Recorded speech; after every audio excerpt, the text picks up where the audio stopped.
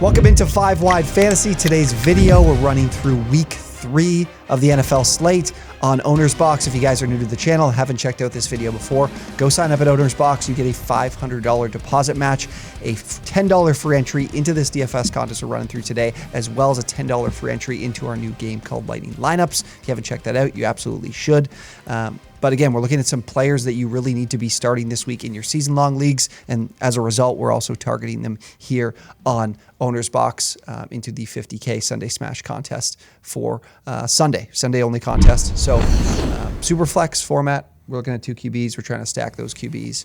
Is there anywhere, Ryan, that you are looking first and foremost? There's definitely a couple of running backs I want to target for sure, but they're not super expensive, so I think it's something you can add a little bit later. Quarterbacks this week, obviously, are always the trickier one, trying to find 2 you can fit in the super flex without kind of blowing up the rest of your lineup. Yeah. But I think there's some value plays, especially at tight end. We've found some good ones the last few weeks that I think we could do again this week. So one that I mentioned in our waiver wire targets was adding Marcus Mariota, because I think this is a really good matchup for him passing wise, and then he does have that rushing upside. So I am looking to go with him and pairing him with Kyle Pitts. I think Kyle Pitts has the chance to have a major breakout in week 3 and a bounce back from what he's been doing so far. So that combines our waiver ad with your buy up. Yeah, and well, I know you've kind of written off the Chicago Bears season at this point. Like the Bears, Fields kind of has a good matchup. For sure. And at 6,100, he's run the ball more than Marcus Mariota at this point. Marcus Mariota didn't get too many rushing yards last week, but in week 1 against the Saints, he was much better. So who knows what kind of running attack they'll go up against with Seattle. But I also like Fields this week at 6,100. Yeah, I'm open to either one. If we went with Fields, who would you want to stack? That's the thing. That's the tough part. That's it. I think that Mariota Pitts stack is something that we can kind of get our feet wet with for sure. Okay. And the other thing that I was considering this week is that I usually am like, let's scroll right down and look at some of the lower priced quarterbacks that I could exploit. But I'm also considering if this week of looking at a higher price guy. So just quickly, we could just do a receiver instead, but Gus Bradley's the DC for the Colts, and he's pretty set in his ways in terms of defensive scheme of playing this cover 3 style that doesn't give you that too high shell that limits explosive plays. And Patrick Mahomes has absolutely dominated against Gus Bradley's defense dating back to when he was with the Chargers. So I think there could be a massive week offensively for the Chiefs passing game. Doesn't necessarily mean we need to spend up on Mahomes. Maybe it's a Juju, maybe it's a Valdez-Scantling, maybe if he's good to go, Mecole Hardman, but something I wanted to make sure that we keep an eye on with this. Interesting. Okay. 2 running backs that I wanted to, maybe we could slot in there almost right away is one, Leonard Fournette. I think he's in for a big week against the Packers. We talked about it. They're giving up almost 150 rushing yards per game over the first 2 games. Fournette has looked good. He just hasn't been able to score a touchdown.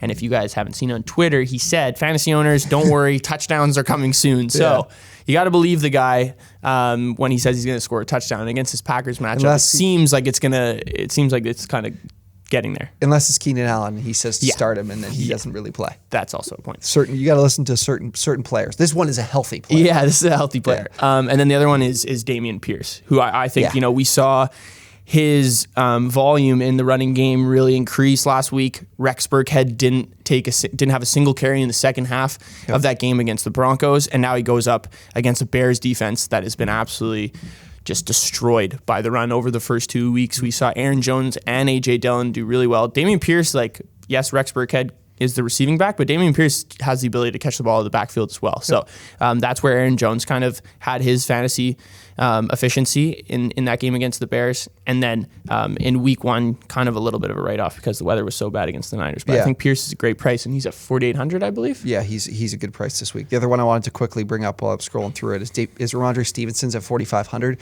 Ty Montgomery's out with an injury, and we saw Ramondre's routes run really explode. He's now last week, even though Damien Harris had the big week, he did have more snaps, offensive snaps than him. So he's down priced at 4,500. I think that's another good target. But I think I'm good with either going with him or with Damien Pierce, like you mentioned. We can go with Pierce. Okay. Yeah. Ramondre Stevenson, 14% routes run week 1 compared to 58% week 2. Yeah, that's because a substantial of jump. Absence. Yeah, for sure. Who do we want to do with the other QB and wide receiver stack? I haven't filled that out yet. Is there anyone else that stuck out? Like I think the Vikings could bounce back this week passing wise against the Lions. Another one is that stuck out to me. I'm trying to remember here who it was. The Chargers against the Jags. I was in one of my lineups. I was looking at a Hurts and Brown stack, but that might be too big for our britches at this point, considering the other guys we have in our lineup. But maybe not. Yeah. Hurts and Brown could be an option. I'm just worried about that being really chalky after such a big week for the two of them. That might be something a lot of people. Well, I guess Brown didn't have a big week. The Commanders' secondary is just 100%. Invisibility in the secondary, especially the deep parts of the secondary. Okay, we could go with that. Okay, I'm good with that. Let's try that. Let's see who we can get when you're adding these big salary players. That's kind of where you want to do it, right? Like if you can find a guy, you add these guys and then you find a guy at like 4,500 or between 4,500 and 5,000, that can get you a couple points. Like even if it's 5 or 6, that's massive. So we're looking now to fill 2 flex spots and wide receiver. So I'm going to just go to wide receiver and look at some of these cheaper options. I usually like to do that right off the hop. You know who I looked at actually? Is Chris Olave. Chris Olave, 13 targets last week. Rashad Perriman's another. What's Olave's? 4,500. Yeah, Olave would be good. Okay. And the Saints, who do the Saints have this week again? The Panthers. Panthers, right. So their secondary's been all right, but they haven't played a good quarterback. Yeah. Okay. Daniel Jones and Baker Mayfield. Yeah, Olave's a good option. I'm just looking through anyone else we might miss that we can talk about. I mentioned Rashad Perriman? Yeah, Rashad Perriman. Yeah, it looks beyond that. We're getting to some nitty gritty. Christian Watson still down at 4,100. Where's Gage at? I can tell you in a second here. 4,800. 4,800. I think I'd even rather Perriman. Let's go with who you mentioned there. Let's go with Olave. Oh, Treylon Burks was who I wanted to bring up. Oh, he's right. He was up to now 66%, running around at 66% of Mariota's dropbacks. That's good to see. He's a talented player who's Treylon Burks? Yeah. No. You said Mariota's dropbacks? Oh, Tannehill's dropbacks. Okay. Yeah, sorry. So that's another player to keep an eye on. He's pretty good price. But we got two spots left of the flex. I do want to play Juju or Valdez-Scantling. I feel like this has to be Juju's week, right? I feel like this is a good week for Juju. But I'm going to take flyers on Valdez-Scantling in some other lineups as more of a deep threat. That's how I think you can put it on this cover 3. But let's go with Juju, and then we've got 5,300 left to spend on this last flex spot. So if I put everything, or we'll just go wide receiver, running back as our spots at 5,300. We've got Adam Thielen, Devin Singletary, Drake London, Allen Robinson, J.K. Dobbins. Robinson would be interesting just with, I think the Cardinals are right now graded out as the worst secondary in the NFL. Yeah. I mean, yeah. They've been garbage. I mean, they kind of held Devontae Adams. Why? I don't know if they held Devontae Adams or if Derek Carr was just looking elsewhere. But yeah, I think I would probably go with either Adam Thielen or Allen Robinson. Okay, let me see here. Let me just check one thing, Tyler. Yeah, I mean, it's so frustrating. Or Travis Etienne. I think this is a better game script for him. I did have him in my lineup, in one of my lineups for sure. Like you said, they're probably going to be playing from behind from the Chargers for a good part of this game, which would in fact help Etienne's fantasy value, like you mentioned. And James Robinson has been the beneficiary of the Jags taking early leads or just being in more competitive games, really.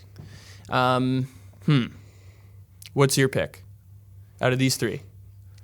I think I'd go Robinson because I think that the Rams are going to be able to score. I'm with Robinson too. It's just like looking at the target share, like even last week, Compared to, well, actually, no. In week 1, his target share was 5% compared to 15%, but still, Cooper Kupp's is still around the 40% range. God, so that's was only 15% last week. Yeah, and he scored a touchdown. He did score another touchdown that got called back because of I don't know if it was a penalty or a timeout or something that was called right before the play. But he's being used in the red zone, so he had the same amount of end zone targets that Cooper Kupp had. So okay, God, that scares me 15%.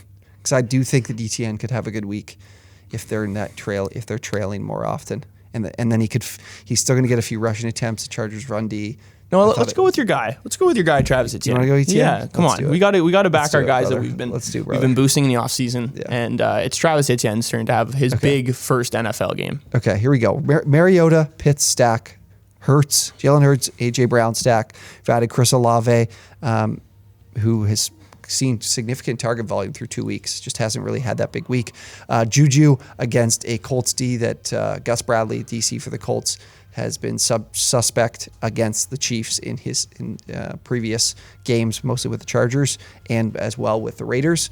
Now he's in Indy. And then Damien Pierce, which should be in a nicer game script, and he's been taken over from Rex Burkhead, which is great. And then Travis Etienne in a game script that I think is going to be much better for him in terms of some more passing work and receiving work and being out there in a higher percentage of offensive plays. Yeah, this is a tasty lineup. I like what we've done here, fellas. Yeah, me too. I like what we've done here, Ryan. Okay. Yeah, even Olave. Olave's price, that has to be in everyone's lineup. Yeah, it's definitely an easy target for you to be able to spend at other places. Okay, if you guys enjoyed the video, be sure to subscribe, like the video, comment down below if you guys have any players that you were going to be targeting this week or that stuck out that you watched us scroll through here in the video. And then as well, go sign up at OwnersBox. That link is down below in the description. Get into this contest. Go check out Lightning Lineups as well. Again, $500 deposit match and 2 free entries, 1 for a DFS contest, 1 for Lightning Lineups if you haven't signed up already. We will see you guys on the next one.